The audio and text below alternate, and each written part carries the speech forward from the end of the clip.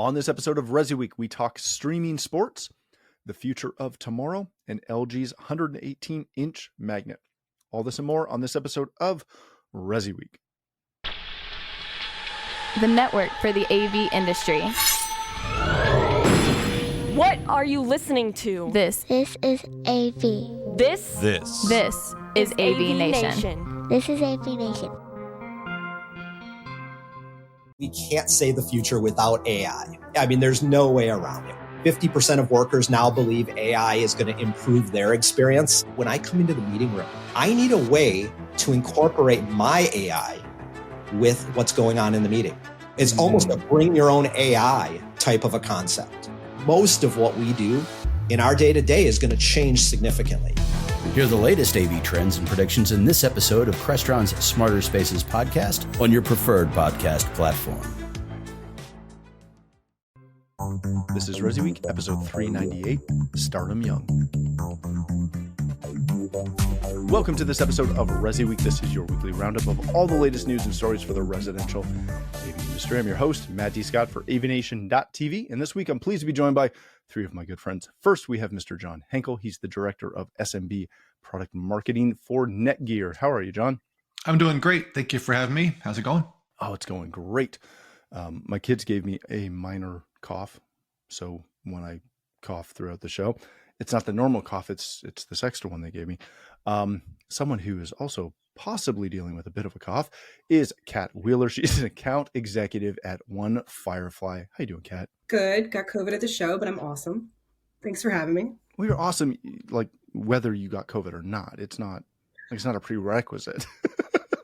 I survived. And we got to meet in real life, which was awesome because we've talked for years. Yeah, it was fun. I was glad even though I got COVID, I was glad that I got to meet so many people that I had never met in person. Yeah, it's a blast. That's what makes those shows fun. Not COVID, meeting people in person, like this fine gentleman, Mr. Giles Sutton. He's an SVP at CEDIA. How you doing, Giles? I'm doing really well, Matt. All the better for seeing you, and excited to be here. You're too kind. I love it. All right, we're going to kick this off with a story that comes to us from CE Pro. How integrators can tap into live sports streaming. At Expo, they did a panel with a couple of executives from the streaming world, as well as some integrators, talking about ways in which we can help educate our clients on all of the streaming platforms and where all the content is, because it has been bouncing around like crazy these last couple of years. John, let me start with you on this. Are we becoming, or do we need to become like the digital TV guide for our clients to explain to them where the heck everything is? Yeah. It's funny. I saw a post recently about somebody showing the TV guide, and everybody under a certain age was like, what in the world is that? You had to go through that. We are kind of back to that world. Look, this is freaking messy. It is not easy for those of us in the tech industry. It's not easy for nobody. Is it pleasurable? And I drop cable like everybody else, cord cutters. I don't know where to find stuff. So I think the point of this article is, and what we're talking about here is, this is a value-added service integrators can use to differentiate themselves and also help their customers. I mean, they're helping them, but here's another way to create a little more value. We hear recurring revenue, integration as a service. Have we used that one yet? Why not? So there's another way they could provide some real value to people, because it's messy. It is really messy. Kat, how do we manage this? Can we manage this? Is this one of those things? Because my fear, when I heard they were doing this, this education session, and then when I read the reports coming out of it, when I read this article, when I started thinking about it, I am dreading the phone call or the text message and I'll use two examples. I was trying to find the Colorado State game on Saturday night because I'm a Cowboys fan, so I love Dion, blah, blah, blah, blah, blah. And it's been a zoo, and I wanted to watch it. At 11 o'clock at night, me trying to find that game in Canada, no less, was a pain in the butt. And I know that if I start to pitch this as a service to my customers, that's who they're going to text at 11 o'clock at night when they want to watch some random game up here in Canada. What do we do with that? I mean, that's an awesome question. It's a problem for me because I'm a soccer fan and I have to go through 3 different streaming services to watch the Premier League, the Champions League, and then all the individual cups, which are on also different platforms. Also, they're on at really insane times of day because of, international time. So it's really hard for me. So I was thinking about that when I read this article, and I was thinking, even as a service or a recurring revenue stream, how much can you charge for that? Or is it just value add in what you're already charging? And if that's the case, is that even valuable at a cost per employee per hour rate? So my next thought was, if you I have COVID, if you take it out even farther, the companies that have that offer those services through a One Vision or a Parasol, is that something that could be built into that? They have that information for those customers. And so maybe that actually does make it worthwhile. Whereas for a regular business, it's just not, yeah. And I like that idea, but I also come back to soccer is a great example. I watch a lot of golf and tennis, a little bit of soccer. Or football. I did that for you, Giles. Trying to manage even just my ESPN app to get the scores of the sports I want to see. Yes, ma'am. Well, let me hit you with this one because This is even better. Is it better to have some sort of training or videos or some such posted on your website? Because some of the things that the individual streaming services do that are great are ESPN offers multi-view. So for things that are tournaments in America, you can watch 4 different games. So I can watch the US Open, I can watch college football, and I can watch golf at the same time on my TV without any extra hardware, which is amazing, but nobody knows that you can do it. So is that something, My wife has learned very quickly to hate the streaming service up here called DAZN, which has EPL, which has NFL, because it has multi-view.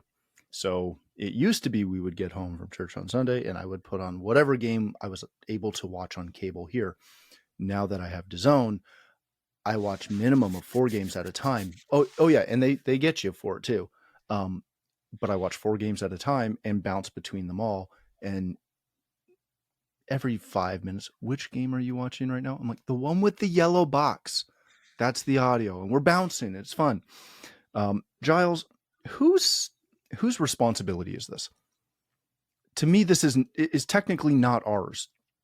This is the homeowners to figure out what the heck they want to watch. And I think that's the question of the article is actually, it's not been ours, but could it be ours? Should it be ours? I think that's the key. And I like what John said, is that this could be potentially bundled into a suite of offerings that is like a concierge ongoing service that an integrator offers a homeowner.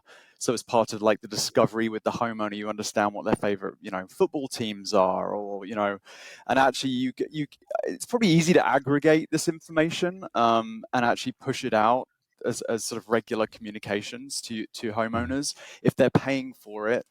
But I think we can all relate that this is a huge change to what integrators and homeowners have been used to. We've always sort of pushed, historically, I'm speaking from an integrator hat here, pushed sort of cable and satellite because they're more reliable boxes, they're higher quality.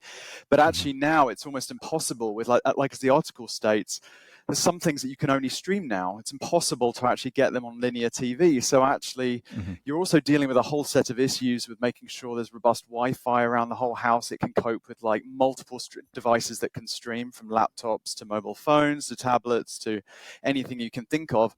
I mean, I had to try and solve this issue in my own place by actually buying a media player because it was just so impossible to just manage it all off my phone. I actually had to, seems kind of crazy, but that's the only way I could bring all of the different streaming services in just to one place. But I think that's where really the integrator can help, is just trying to sort of unravel and simplify all of that complexity. Yeah. This screams like white paper to me. And then at the same time, thinking from a baseball standpoint, up here, obviously the Blue Jays are kind of like the big team, and they're on 5 different versions of the same sports network, right? So for the Americans, think ESPN 1, ESPN 2, ESPN 3, all through 5. So we have like Ontario, West, East, blah, blah, blah, blah, blah. We have 5 of them. They play the same game every time. So you always know where to find the Jays until Apple gets their game on a Friday night. And then all this, and there's no documentation anywhere. Just all of a sudden you go to Sportsnet, it's not there. And there's no note that says, the Jays game is now on Apple TV. So my son freaks out because he can't find the game. Anyways. All right, let's change topics for a second. This comes to us from Residential Systems, Educating the Future of Tomorrow, from Rachel Tyndall. It tells the story of, and forgive me if I butcher your name here, sir, Kyrie Andro from Electrus, who came into the business as an electrician and then added the AV integration side on top. What's really, really cool about this story and his kind of journey is that through the pandemic, he had a labor shortage, and then discovered that when they were bringing in electricians to work in the electrical side of the company, they couldn't do anything on the AV side, and partnered with the Waltham Forest College in London to create essentially an AV curriculum to help educate those people. And then obviously he was able to hire some of them, and hopefully some moved on to some other solutions. Kat, is this an avenue that we as kind of local integrators haven't put enough value or time into, getting out into our communities and being proactive about, hey, this is an entire industry, not just a job, but this is an entire industry that if you're interested in some form of trade, this can compete with construction and plumbing and electrical and all of those other trades at the high school level, at the trade school level. Have we done enough of that? No. I think people have tried to do it, or to do some version of this in a number of different ways, several different times, and it either hasn't panned out or it's trickled out, and it's just no one's ever stuck with it long enough to make anything happen. So I love this guy. I loved this article. I thought it was extremely encouraging. I want to find out how he was successful, and I want to be able to scale it and repeat it. I think the one thing that we all know, and everyone knows, no one's found the right answer to, is that we have a hard time hiring people. That's what all our integrators say in every survey that ever gets done, and that's their main complaint. And getting that top of funnel, or those people that are trained in AV and want to do it, is huge. So yeah, I'm here for it. I think this is an amazing story, and I'm glad to hear it. Giles, this is similar to a lot of the programs that CEDIA has, but and not to take anything away from that, CEDIA does a great job in doing that. But how do we scale, just like this one? This is fantastic, but it's a standalone, right? How do we scale this and find a way to make our trade be something that can go through, your local trade school in small town America, small town Canada or France or wherever? How do we, stop laughing at me, Kat? How do we get through that and make these programs something that is easily repeatable, as Kat said? Well, I think it's starting to happen. I think with case studies like this one is becoming more common. We have our NextGen toolkit, which equips integrators with the tools. So that's one way for integrators to reach out to their local schools, trade schools, and colleges. We're also licensing curriculum to some education providers as well, like Lincoln Tech, for example. They're incorporating it into their construction skills training. So that's what we're finding with a lot of the construction skills colleges, is they want to bring smart home in as part of just a holistic kind of construction skills training program. So we're doing that as well. The other way we're doing it is through utilizing the events that we have, like our Tech Summit events, for example, and actually having workforce activations at them. We had 10 students at the ones we had in SoCal recently. That actually was off the back of us participating in a career fair. So there's different ways. When we start to tell the story of the industry, students' eyes light up. I mean, when I went to a career fair here in LA, and actually, we're presenting our industry alongside, security companies, and not the security installation companies, but actually, doormen alongside other like these. And so we're the most crowded table because people couldn't even believe that this is what, that they can actually have a career in this. And so I think it's creating sort of ecosystems in local areas is the only way that we're going to be able to scale this. Integrators have to play their part. We have the education. I know that One Firefly have a new program as well, which is helpful in terms of like placing candidates. So I think it's just a case that it's like a multi-pronged attack. Really, it's sort of, and the only way you can do it with the number of schools that we're dealing with and knowing how the size of our industry and the budgets we're talking about, we can only do this together. We can only do this collectively, and that's why we created NextGen and all those resources, is just to make it easier for integrators to do something similar to this guy. Yeah, it's fantastic. John, is there a massive gulf between a local integrator trying to approach a local college that does building trades and try to have a conversation with them about presenting something, or to take it a step further, creating a bit of a curriculum where you could have, a couple session course that's an addition onto whatever program they're already working with? Yeah, good question for sure. I think this topic, there's so many things going on in my brain relative to what everybody's been saying. It's great. So I think to your point though, Matt, it's hard for an integrator to do that. It's not their forte really to go figure out a curriculum with a university or some other kind of learning institution, right? It isn't they're open to it. Most people are sure they love the help and everything, but I think it is as much up to them. It's up to groups like CEDIA, I think Home Technology Association, other associations to start working with the universities, and not even universities, trade schools, things like that too, to get it done. For me, personal point, I'm an old guy. First of all, I was luckily enough many, many years ago to have a radio and TV program in my high school. We had a career center at our high school in Indiana. Big opportunity for sure. That set me on my life course. I'm here because of that, way back in 1970 something.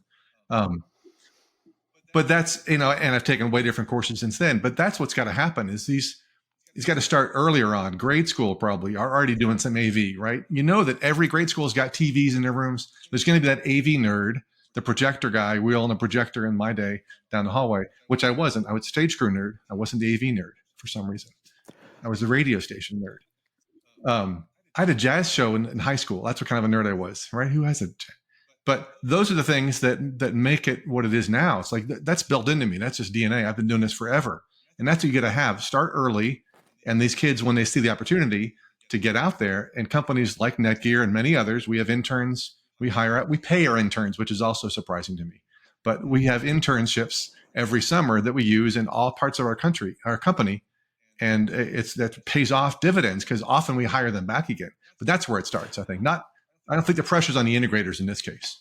Many high schools actually now have, I know it seems young, but many high schools now actually have career readiness teams and departments. And actually, you mentioned Indiana. There was one actually in northern Indiana that I was looking at recently, and they're offering very similar sort of boot camp and construction spaces to what I've seen at trade and technical colleges. So they're actually learning construction skills, running cables, plumbing, electrical, and that's at high school level. So you're absolutely right, John. I believe it is. It's a case of starting as young as possible, introducing this whole idea, and it's probably connecting maybe with those career readiness teams, councils. And also to add on to your add on to my add on, that a lot of people are not university people, are not college students, right? They want to trade. They don't want to study astronomy in college or something. They need to just get working, and also they need to make money sometimes for their family. So college isn't an option. So getting it started early is even more important. Is there something I want to touch on just before we leave this topic? Is you brought up interns, and when I look at the intern opportunities that exist now, that existed, heck, even 10 years ago, I don't believe those existed when I was in high school.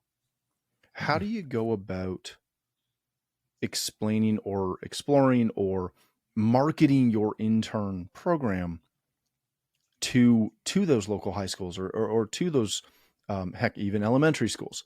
Is there a way to do that beyond being, again, like a multinational company like NETGEAR, where people know of you, right? I think that's an easy one for me. I mean, it's easier to go that way. In other words, to go to the school and say, look, I got a place that your kids can learn some real world experience and have fun doing it because AV's fun, and we'll pay them. I mean, that's an easy conversation, it seems like. Yeah, I would think so. I know when we've done some stuff up here, and the paperwork is a challenge, and I'll leave it at that. The paperwork's a challenge. All right, let's hit our last story of the day real quick. This comes to us from CE Pro. LG is calling its 118-inch 4K magnet display a sweet spot for micro LED. This screen, they showed this at CEDIA. It's a little pricey. It's not ridiculous. At almost $250,000. But they said it hits a sweet spot between their 97-inch signature OLED and, of course, the significantly larger, as I can't find it in the article right now, but their 145-ish model. Giles, let me start with you on this one. When is too big too big? And I say that half in jest, but also it's 118 at $250,000. I think this is the different, there's a lot of standards, as we know, around home theaters versus media rooms. Media rooms are kind of like the Wild West, anything goes, right? And actually, whereas a home theater, there is, there are standards and often you couldn't just fill a wall with a screen like you could do in a media room. I think, quite honestly, it is. I think we're going to see a lot more video walls. 2024 could be the year of the video wall, which is what I saw at Expo. There was just so many that are there. I mean, as they're getting higher quality, they can display, as we're seeing with like NFTs and video art. That has an application. You can almost sort of, just looking at it from the homeowner's perspective, you can almost justify it if it's moving into video artwork territory as well. That expense is probably a lot less than what a 118-inch Picasso is going to cost. So I mean, that's just something to consider there, is that actually these are more flexible. You can watch lots of different things at one time, which goes back to some of those MTV cribs that we all know and love from way back when, where you could watch 8 different sports games at the same time. So all the kids are like, what is this MTV thing? Yeah. If we had points, I'd dock you one for just bringing up NFTs. John, every time I see Samsung's The Wall or Sony's Direct View, again, I love it. I recognize that it is for the 1% of the 1%ers, that the average person is not doing this. Do we spend too much time as an industry talking about these ridiculous things, or is it the like the Grand Tour or the Top Gear effect of no one cares about the voxel? They want to, or I probably didn't even say that right. I'm waiting for Giles because he's the only Brit on the stinking show. But it's a lot of fun to talk about the Ferraris and the Lambos. Is that what this comes down to? It's some of that for sure, but and we suffer from that in case studies on the manufacturing side too, where what's impressive is the 487 encoders and decoders that were used at this certain mall, whatever. Mm-hmm. But the day in, day out, I used 3 for this conference room, right? That's the day in, day out, or for a home. But I think in this case, what is important is that those high-end installations, the more they sell, will drive the price down, right? So in the end, these 100-inch screens, it may be 10 years before we can afford them, or I could afford them. I don't know you guys that well, sorry. But it will come down. It'll help drive the cost of those down. And the manufacturers will make more improvements and changes to make things be better overall. So, yeah, I mean, part of NETGEAR on the home side is reaching out to these same kind of houses for their wireless mesh systems, for sure. And of course, on our business side for AV products too. But there's a fair amount of those people out there in the world. But I think overall, it's just fun to read about this stuff. Like you said, kind of the Top Gear thing. Yeah, that's a good point. Kat's actually got 2 of these from her most recent book. How much do you like them? Are they fitting the bill? Okay, here's the thing about the LED walls. I'm going to say something and it's going to be a little crazy. It might be the medicine, but I'm going to put this out there. I'm going to see if it floats. Okay. So you know how when change happens, it happens gradually. And then all of a sudden one day, it seems like it was always that way. What if we're seeing the beginning of a shift to these micro LED walls becoming the most common display in a home or a business or anywhere because of the scalability, the flexibility? To John's point, the price will be driven down over the next, 10 years, how people adapt to it. But to Giles's point, there's so many more applications and so much more you can do with these than you could do with regular displays.